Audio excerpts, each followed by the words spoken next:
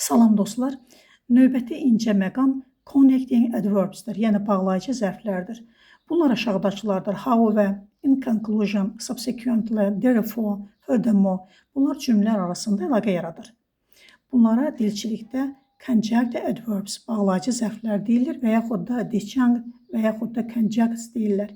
İki müstəqil cümləni mənaca bir-birinə bağlayır, adətən virgül və yaxud da nöqtə virgüllə ayrılır. Nümunəyə baxırıq. I wanted to go, however it started raining. Durğu işarələrinə fikir verin. İndi isə wrong və wrongly'nin fərqinə baxaq. Wrong həm sifət, həm zərfdir. Wrongly isə yalnız zərfdir. Wrong sifət kimi. This is the wrong answer ismin qarşısında gəlir, sifət funksiyasını daşıyır.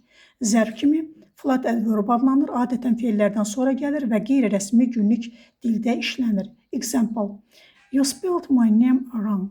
Adətən go wrong, do wrong, get wrong kimi ifadələrə test tapşırıqlarında rast gələ bilərsiniz. Bəs wrongly zərf kimi adətən feilin, xüsusilə past perfect'in, yəni keçmiş bitmiş zaman əvvəlində işlənir və daha rəsmi xarakter daşıyır. Example: He was wrongly accused, you wrongly assumed said və s. Xülasə, wrong həm sifət, həm zərfdir, wrongly isə yalnız zərfdir. Xəbərdən öncə işlənir. Videonu bəyənməyi və paylaşmağı unutmayın ki, digərləri də faydalansınlar.